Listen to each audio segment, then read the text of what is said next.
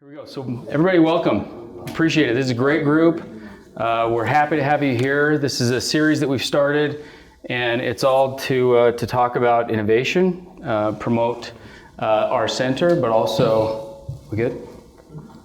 But also use the local businesses that we have that have experience in launching and in the executive world. We want to hear the story, and that's what BZI is here for today. That's what James Barlow, CEO of BZI, is here to talk about. But I've gotten to know James a little bit, and the thing that I keep hearing with him and what he talks about is the disruptive innovation process that BZI has gone through. And it's really an extraordinary process and story that they have. And so today, as we'll listen to the story of BZI. It's motivating. And it really shows what all of us can do with the innovation process to sometimes disrupt already established industries like the steel industry. And I'm grateful for James being here and giving his time. He spent some time with our Hive cohort. The Hive cohort is a group of startup ideas that we're taking through a program, and we're making them, and we want to launch them into success. And so they were all here, and we spent an hour together with the group with them. So anyways, I'm thankful that you're all here, and we'll have a good night, good evening tonight. We'll also have a drawing. Beck's Sunglasses is the sponsor of the series for the year. He was our last guest, but we'll do a drawing. That's what your wooden number is for. We'll do a drawing at the end, and we'll give away some sunglasses and some hats. So stick around for that. We'll do that at the end. But here to tell you more about disrupting innovation process is James Barlow. Hey. Well, thank you. Yeah, thank you. Appreciate you being here. Hey. As we've talked a little bit, I'm really impressed with your view on collaborative work within your company, within BZI, but what that's really spawned into the innovation process that you commonly refer to as disrupting, an industry that's already established. And so, just to begin, would you tell us a little bit more about, a lot of people here would know about what BZI is, but can you tell us just what BZI is and then start with the history of it? Sure. So our motto at BZI is teamwork, innovation, and action. And at the end of the day, we feel like the culture of the organization it's like bedrock, right? You can get innovation and you can get amazing results, but it's all a product of building on the right foundation. So in anticipating this opportunity, I'd made some notes and kind of tried to articulate a few thoughts. But the first is capturing opportunity through innovation. This is the BZI story. It's about building a team. It's about harnessing innovation with that team and the massive growth that we've experienced in all that. Like beyond, everybody has, we're very visionary. We have a lot of dreams and hopes and aspirations, but in the experience you find, I talk to our team all the time about how we get together and we build a business plan. We try to forecast the next year, 2 years, 5 years, and we have to get together every 6 months and redraft that because we've done all that. It's grown faster than we could imagine because of these attributes. And if you have teamwork, innovation, and action, you're going to have really happy customers. And happy customers are going to want you back. So that's kind of the operating philosophy and our motto. You talk about culture quite a bit. What is the culture at BZI? When you refer to that culture, what do you mean? And how does it contribute to the functionality and the success of BZI? Mm-hmm. So the underpinnings of our culture is our core values, which is trust, respect, and integrity. And what that means is that our default position when we bring people into roles and begin to invest into a new team member is that we take a position of trust. And from there, it's on you, right? Integrity is your responsibility to not break that trust. You know, you gotta act in a trustworthy way. And then respect, just understanding that everybody's got the things that are important to them, being able to give people space, respect them in their choices, their decisions, and just garner the contribution that every person has to make, the collaboration through that basic, really they're so basic, fundamental human values. And most everybody has them, but like every company, so many companies I go into, they have these on the wall, but you really have to find ways to manifest those characteristics. And I think if you can figure that out, then you can get teamwork, innovation, and action as a product of that. So how do you have it organized within BZI? Obviously, there's the administration part of it. Mm-hmm. And then how many employees does BZI have, and what's the structure? So we have around 450 employees. It oscillates a little bit, plus or minus that number. But we have 3 primary divisions of the organization. One is our innovation team, the other is our fabrication team, and then we have our steel erection team. Then we have an overhead team, project managers, et cetera, that support that all those operating companies. And you've got job sites that go from coast to coast. Mm-hmm. How many states? We've worked in 49 states. So you have crews working all over the place at one given time? Not all the time, but we've worked in 49 states. But yeah, we have, at any given time, we might be in 7 different states. Wow. So you take that, we build on culture, and then you send everybody out in these different locations and you manage them.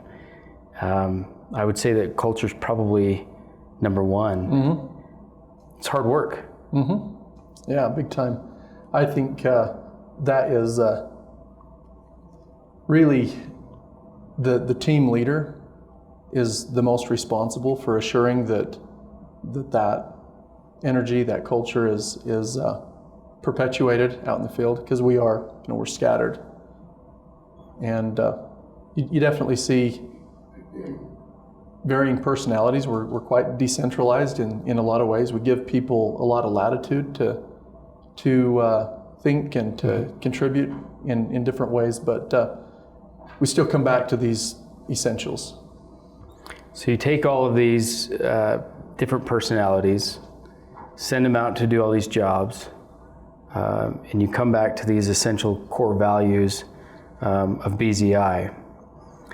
But something kind of remarkable started to happen with this foundation that you talked about, this foundation of culture and trust. And BZI, from that, BZI has become an industry leader. Am I right? Yeah. So tell the group a little bit more about how that happened, how building a foundation, how building on that foundation then transferred over into building what I would looking into it as a disrupting the industry that already existed for 100 years.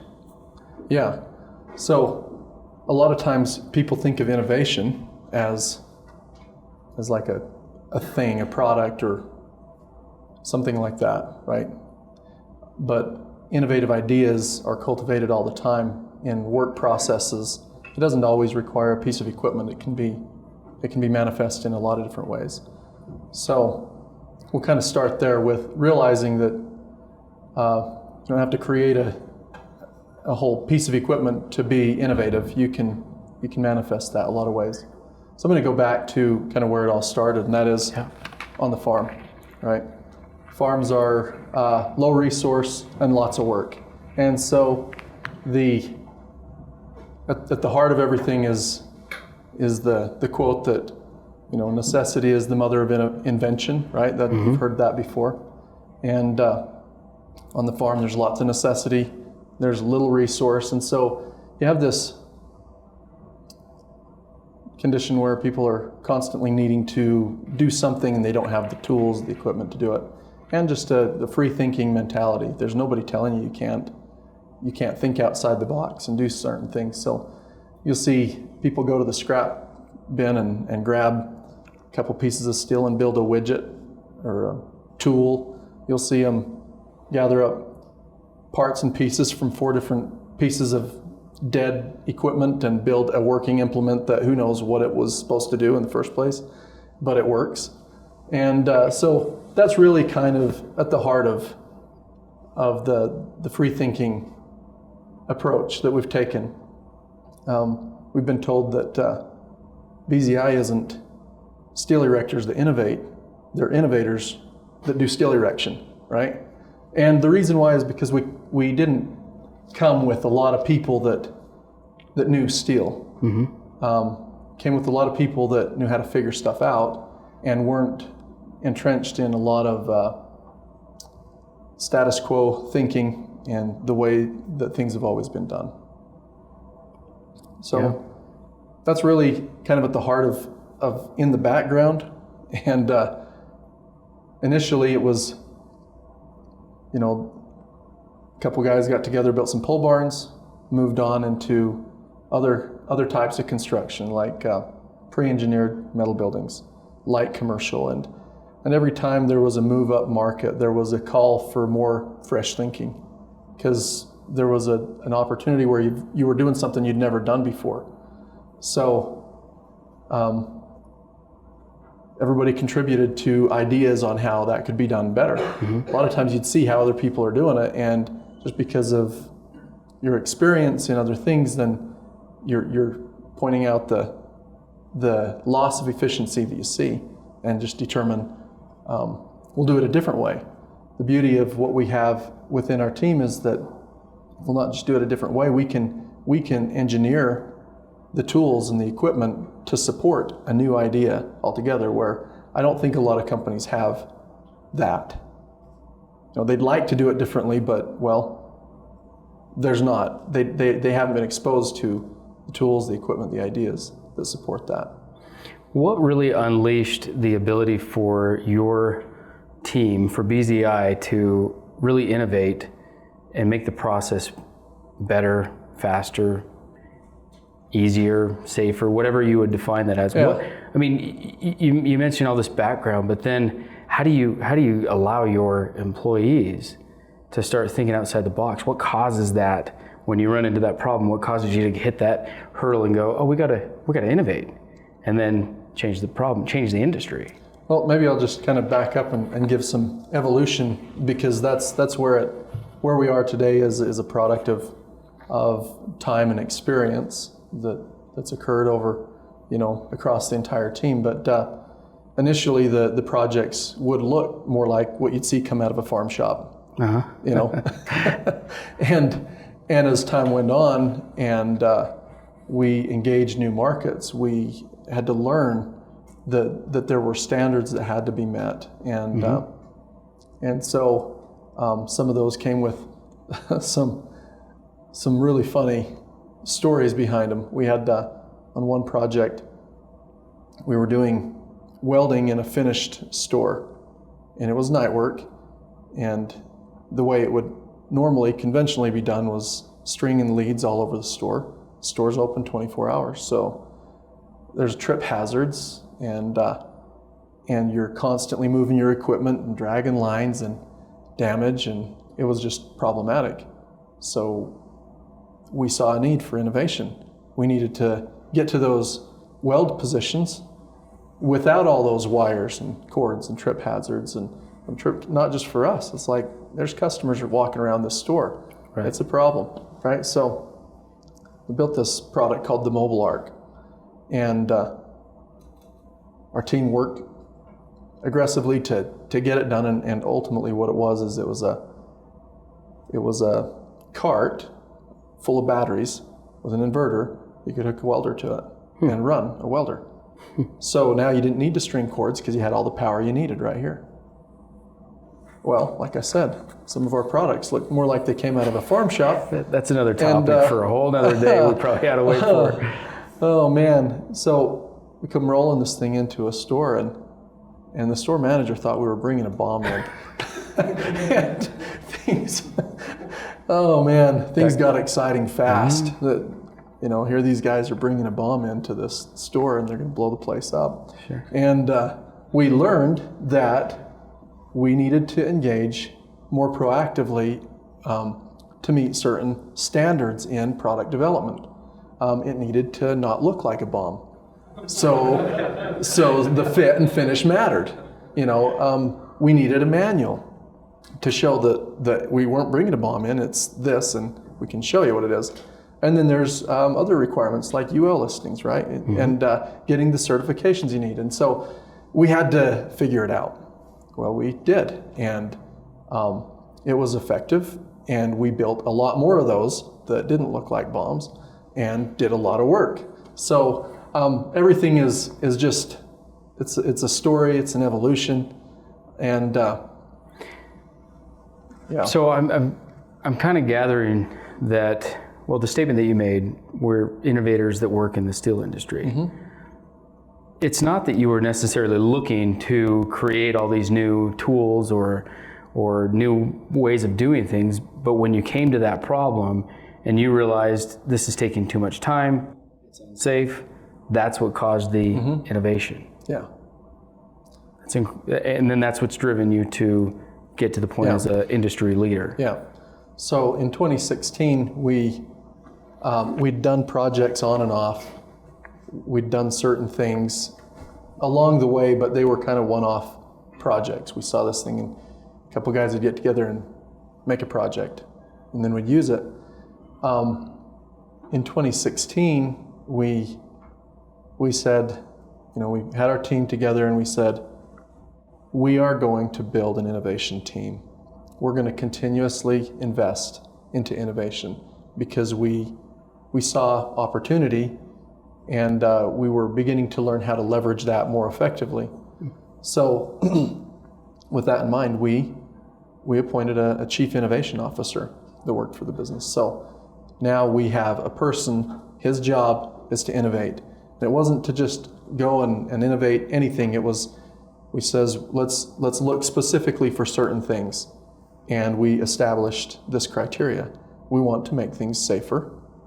We want to do things more efficiently. That would mean cutting out steps, reducing the number of hours on the job site, etc. And we want to simplify wherever we can. Sometimes, because of our systems and our processes, we can remove connections. We can simplify connections or complex steel assemblies. We can modularize. There's a whole world of opportunity that comes once you have that in place. So that was the criteria that we established. We found a property. We built a team, and their job was to innovate. 100% of their time was focused on this process. So our chief innovation officer, his job was to get out on the front lines, and he had a lot of experience on the front lines. So he was very aware of the concerns and the challenges of the front lines, but interfacing with teams and their specific project concerns. And it wasn't like, hey, let's build a big piece of equipment all the time. It was we see a pinch point here. We see time that could be saved there. One of the projects was tool organizers that could be quickly and efficiently clipped into a boom lift, so that all the tools have a place and all the boom lifts are set up the same. So regardless of who the operator is, they just step in and everything's set up. And everybody's reaching the same place for those tools when they get in there. Otherwise, they're at your feet, and it can be a mess. So that kind of thinking, where you're looking to every little task or activity to wring out the inefficiencies. So that type of thinking, creating the ability to save time, go back to the time is money, right? That's the philosophy behind it. That's what funds the innovations, right? Yeah. I mean, you have to pay for it somehow. Right. And so the idea was, if we can save time, if we can reduce the number of man hours on the job, then there's a higher profit potential. And that margin affords you the ability to build another machine. The other thing too that's cool about that is that you get more systems and processes oriented. So it's easier to scale because you have more support for that, right? Your training programs, your certification programs, and really kind of supported that line of thinking as well. So a lot of it's, I mean, you've gone into the tool, we need this tool, so we're going to create this tool so it makes our ability safer, time management safer for other people around us. But you mentioned one thing in a conversation that we were having once, and that was everybody in the industry connects the beams together the same way. We've just figured out a way to do it faster and more efficient. Yeah. So it saves on cost, time, and safety. Yeah. Well, so to that point, the interesting part of that is that the weld and the bolt didn't change, but the time that it takes to weld or bolt changed a lot. And the reason why is because that weld may take 2 minutes, but a welder may set up for 15 minutes to conduct a 2-minute weld, right? Or 5 minutes or whatever it is. There's way more time in setting up and taking down and relocating to the new location. So that's where you really have an opportunity to change the game and to reduce man hours. It's been pretty extraordinary what's happened with your processes and being able to create, or maybe a better way to say it, being able to get yourself into one of the top positions in the steel industry. Because just doing a little bit of research myself, I can see that BZI is one of the leading companies in the steel industry. And it sounds like a lot of it's just come through this system of continually innovating. Where does the innovation start? Where does it come from? Does it come from the leaders of a crew? Does it come from the bottom? Or Well, like I said, the chief innovation officer is out there working with the team on specific pain points, and he'll make an observation, and because he's not just buried into the work and trying to deal with all of the nuances of project management, site management, logistics. He's in a role where he can step back, make an observation, and talk to the team members, and be in the lunch bin and hear the conversations. I will say that there's kind of one very simple and basic principle that our whole process is built on right now. That many of the other innovations are a progression of this one basic principle, and that is, in steel erection, a lot of work is done in the air. And everybody knows that working in the air is hazardous. So we approach steel erection with this mindset. How can I bring down man hours that would be spent in the air and put them on the ground? And we do that by, with our kind of the foundation of our system is our panel table. And that allows us to create modularized sections of steel. So it's an assembly that normally, let's just say there's 50 independent pieces of steel in this assembly. All 50 of those would be placed one at a time, normally.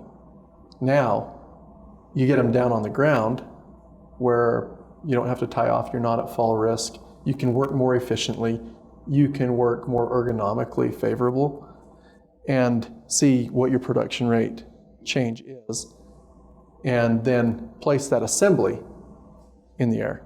Now you've drastically reduced the number of man hours in the air. So we approach every project with this idea that we want to pull down the number of aerial hours. And we find that when we innovate for safety, there are inherent efficiency gains. It's an epiphany. that we didn't consider, but we found it to be true. And so that kind of became the foundation to our process. And then many of the other follow-on innovations were enhancements to that process. But to offer perspective, if you can, let's just say you have a large project with 100,000 man hours in the project. If you can pull, more of those man hours to the ground, let's just say that the split might be, in a normal scenario, maybe it was 80,000 man hours in the air and 20,000 man hours on the ground. What if you could invert that? And then what if you could save time because you inverted that? I always like to look at these as these projects because my job's in risk management, risk control. But if something, like if an accident could happen in a second, and 1 second is 1 unit of exposure in the steel industry, and you extrapolate that out over 100,000 man hours, how many units of exposure are you carrying? Now, what if you could reduce 100,000 man hours to 70,000 man hours and get the inversion of more of that work being on the ground? It's exponential, and it creates so much efficiency that we've been able to cut schedules by 40 to 50% on many projects because of that. Wow. So exponential return. Initially, we thought we were innovating for safety to bring the work down, and we got massive efficiency gains out of that. It's really intriguing to think about that process and how it happened. So would you say that BZI has taken the industry standard and just exceeded that standard that was already set by other people before you? Sure, absolutely. Yeah. And it's our intention to lead the industry in safety, to lead the industry in quality management systems, effectiveness, and efficiency. Our mission statement is to revolutionize the steel construction industry, and we want to do it through team performance and through innovation to accelerate delivery of our products and projects and do it all safer and more efficiently than it's ever been done. We think that that's a great challenge, and we intend to do it. That's fantastic. And I would say that we're doing it. Yeah, it sounds like I think it. our customers would tell you that too. Well, I really appreciate that. Now, if you could give a young entrepreneur or anyone else, if you could give them the best piece of advice, what would it be? Focus on the team. Build a great team. Everything else is downstream of that. That's good advice.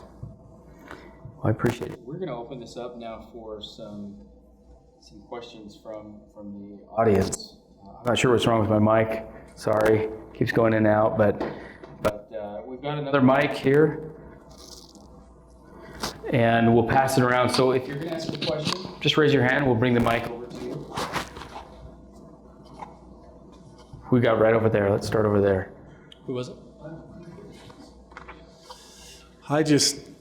I love your company and all the things you're doing. I have just 2 questions as we were talking.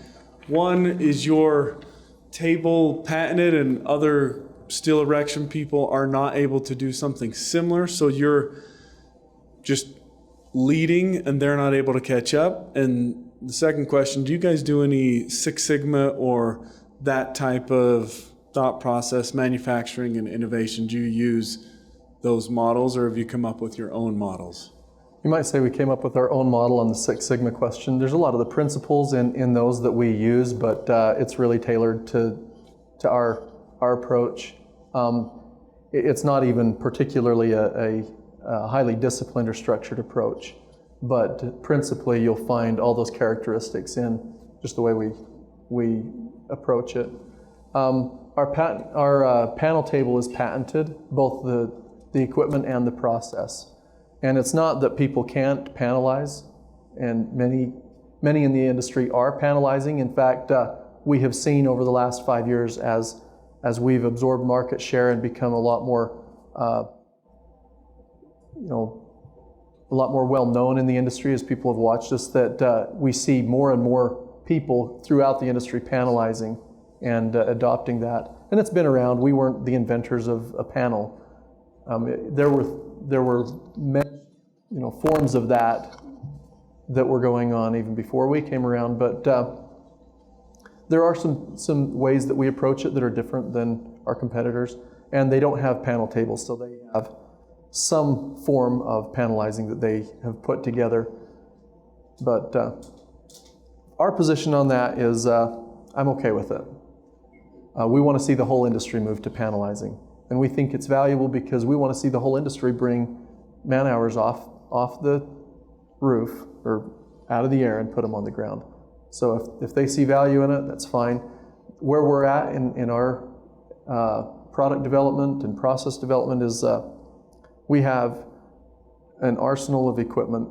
Like, we have many pieces of equipment that contribute to our efficiencies. And so panelizing is kind of a baseline, but it's just one piece. And so that's what's going on in the industry. Do you have a question? You mentioned culture quite a bit. How do you measure that? And how, in terms of like hiring a good team, and then how do you foster that culture? What are some examples of some things that your team leaders do that you mentioned that fosters this sense of teamwork, innovation, and maybe morale? Yeah, I think it's a great question. I think at the heart of it, you have to really care about your people, and you have to have great compensation programs. It's really good to have compensation programs that incentivize productivity, and so baking incentives into your compensation program that make it measurable to the individual is really important. And then leaders that lead by example. They get out there, they work with their teams, and a collaborative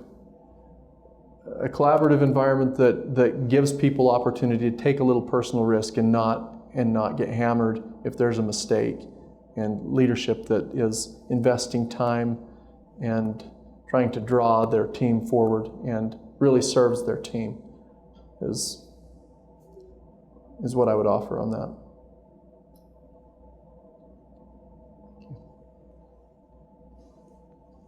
In the industry, the steel industry, obviously all this innovation has made a lot of things happen, obviously to your favor, but also in a bigger industry, right? How has this been disruptive? What's taken place now that you're in the position you're in, and will probably keep doing so, but are other people having a problem with this? I mean, what's it been like? Yeah, we see varying examples of frustration in the marketplace due to, from our competitors. The clients, the developers, general contractors, they love it. They love the idea that you can get a project done faster and do it safer and at a lower cost. Like, those are easy things to sell. The competitors that can't play in that space can be frustrated, and we've seen varying levels of frustration along those lines. I don't know if that answers your question. I just think about like drones, how they've kind of disrupted a whole marketplace. I mean, there's 3D printers, kind of the same situation where you'd have to go pay people thousands of dollars for R&D products. So maybe to expand on that a little bit, the whole, let's just say the steel industry and construction in general is challenged by this, but it's had a hard time attracting young workforce into the industry. compared to a lot of other industries, it struggles. And the average iron worker age out there is in the high 50s, low 60s. Like it's an aging workforce. And everybody in the industry right now is scared to death at what are we going to do when this, over the next 10 years, all these people retire. And so the whole construction industry, not just steel, is undergoing a little bit of a revolution anyway in adopting technologies and digitizing, industrializing, and kind of making a move like has happened in the auto or airline industries, let's say 50 to 60 years ago, where they just had to change. And construction, the construction industry has to change. And so I think we're uniquely poised to capture that early in comparison to those that are not changing. Yeah.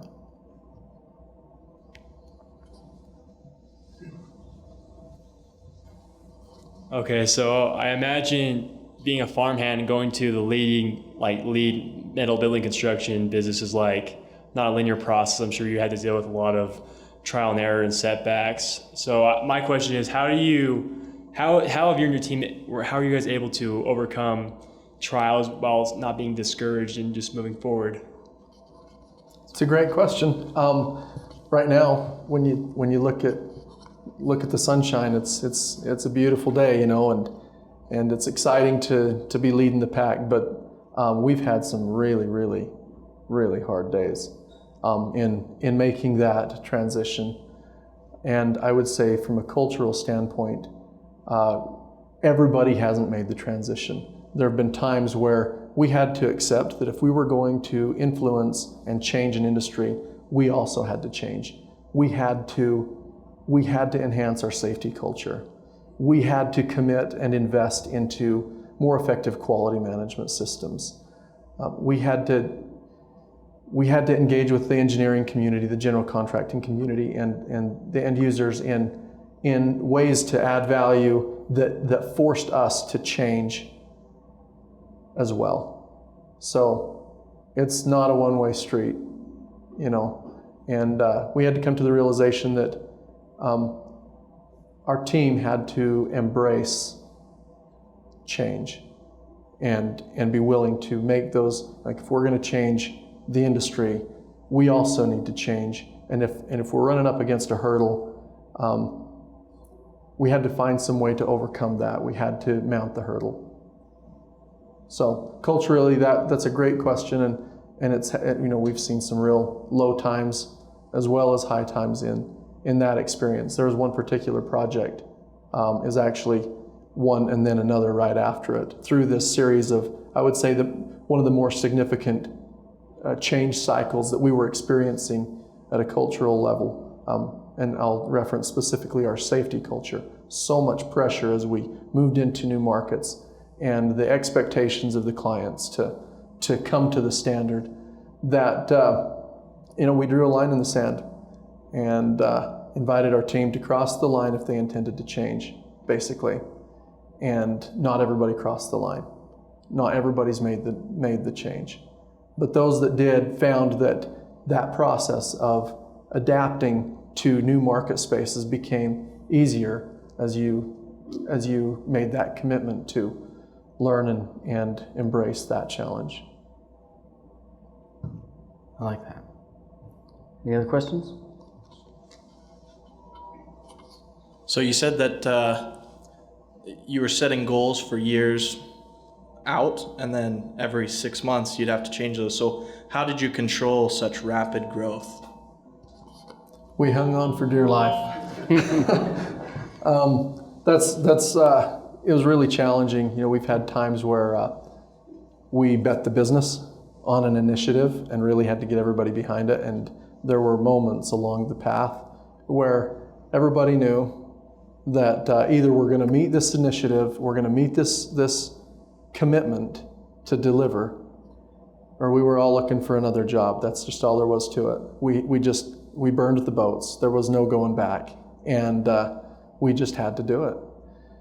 So it hasn't always been easy, similar to the other question, navigating cash flow challenges, resourcing challenges. But this is where I say everything comes back to what your team is. Like the innovations are a part of the story, and they play their part. I like to think of innovation as the secret sauce, but the team is the steak, and you can't eat the sauce. That's just all there is to it, right? It's not a meal. But when it's paired with a great team, it's an unbelievable experience. Good question, thank you. So we've seen in different innovation companies, people have used different metrics to decide when an innovation is worth it or not. So I mean, like you look at Kodiak or different companies that planted their hills in and eventually died, and then you see other companies that will give up on an idea and transition. And sometimes that was good, sometimes it wasn't. So what metric do you use or BZI use to decide at what point it's worth it to start it or to give up on it? So there's always a bit of market research that we dive into, and we try to follow trends and changes in the market to determine, an initial move. If it's just one of the things that's good for us is that we're not necessarily creating a product like a product manufacturer or innovator like Kodiak or whatever. So a lot of our innovations are safeguarded by the fact that it's a process-driven innovation, and if we have the backlog already in place, then we know where we're going to measure that return. And so those are kind of different components of the assessment. Whether we see a trend, whether we see certain product types on the move, like we're getting into insulated metal panel wall systems. That's not something we've done in the past, but we see a trend in the industry move in that direction, and we think there's a great opportunity. So we're going to innovate around that and make a move. We saw it with mezzanine driven structures, where before it was just a warehouse was just a big high box building, and then they started adding floors, and there was opportunity that came with that. So we see these and we try to measure and understand them, capture it, innovate around that, and move. But a lot of it's driven around the backlog. And there's been a lot of projects where we investigated, we knew what we wanted to do, but we weren't ready to spend money yet because we didn't have the backlog that supported it. So it's been kind of one of those catch-22s where once you actually you'll have a triggering event that says, okay, go on a project. You don't have that much time to go through all the process of innovation and deliver that product or that to the project in that time frame. But an example of that is in 2018 we were jumping into we call it the mezzanine market. We saw a lot of opportunity here, and we knew kind of what we wanted to do, but we had committed to ourselves that we wouldn't spend money until we had a job in our backlog.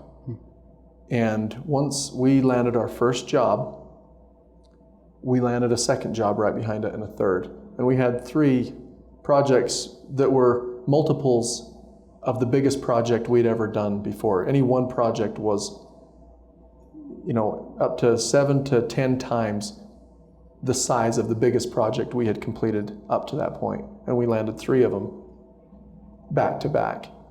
And like I said, this is one of those moments where we all knew that either this was going to work or we needed to all go apply for a job somewhere, because it was a burn the boats moment. But we knew we had the backlog, so all we needed to do now was make sure the system worked. And the innovation team had a window of time, and they just absolutely had to deliver, and they did. I love that.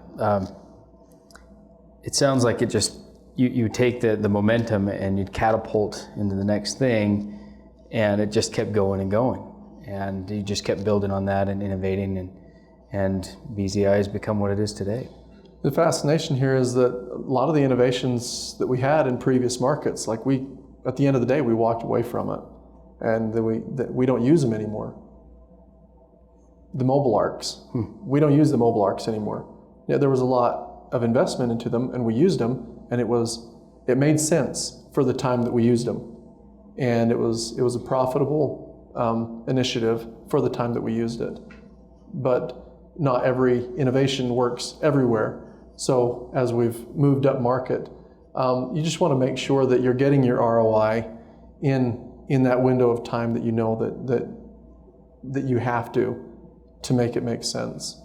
So a lot of people, companies, individuals that have the innovative mindset or the entrepreneur mindset, they sometimes get stuck they get on this track, and then they get stuck going off, and they chase these little things.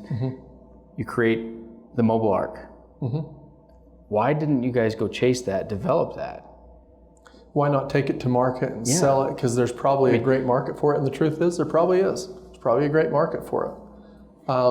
What we had to come down to, because we've talked about this, there's been a handful of products that we're like, this is really cool. Somebody would probably buy one of these, and kicked it around. But the truth is that's another business.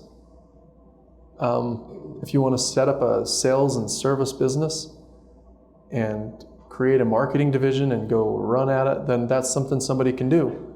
But if you already have momentum with your core operations, then you're looking at your resources and saying, who am I going to pull out of more profitable activity to go chase this idea? And you just have to decide. And we've said no to a lot of ideas just that way. And to the previous question on like, when do you pull the plug? Because there's been projects that we've started that we got going down the road, and we pulled the plug, and they sit in our boneyard, half complete. Some of them were basically worked. They were ready to move into the next generation of like beyond the prototype stage into Gen 1, and we ended up setting it aside, and we never picked it up again. Different attachment tools and other things. And a lot of that is driven by the fact that as you move up market, you see bigger and better opportunities. And so you really want to take this really limited, valuable resource that you have that is geared in innovation, and focus them on that. But no innovation is done just by an innovation team. There's an implementation process. The field teams have to adopt it. And so when you're producing a new product, it's got a really broad impact, and there's a spectrum of players that all have to contribute to making that really effective. So you really have to decide no on a lot of things. And it's easy to head down that road and chase every rabbit and not catch any. One thing that I've kind of gathered as we've been talking tonight is that BZI has done a tremendous job in being able to have the trust of their employees. And that's what you started this off by saying is we trust our employees, but I think that you could also involve that your employees trust BZI. I've worked in organizations where to get all those things implemented, to have it finally work on the line the way it's supposed to, has to be a lot of trust in between there and buy off. And I think that's probably something that BZI has done very well, and that's why it's leading the industry in many ways. I believe so. Yeah. Definitely believe so. Very, very, very good job with that, and we appreciate all your advice tonight. Is there anything that you, in parting wisdom, would give this group? I think it really is summarizing my first comments, and that is, it comes down to a team. Everything else stems from that. I know this conversation's about innovation, and I just see innovation as a product of a great team and a trusting team. There's a lot of hands that go into making that work, and so credit to the team. We have been very fortunate. We acknowledge that we've been blessed providentially along the way, and we don't take that for granted. And I think that's probably it. I appreciate it. James, thank you very much. Thank you. Appreciate Thanks for you this being here. opportunity.